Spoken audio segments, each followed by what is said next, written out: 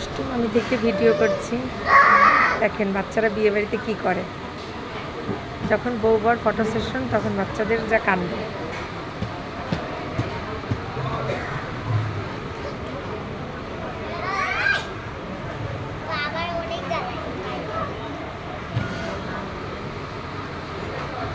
এই হচ্ছে বিয়ে বাড়ির অবস্থা, যেখানে বউ বর ফটো সেশন, কিন্তু বাচ্চারা এনজয়।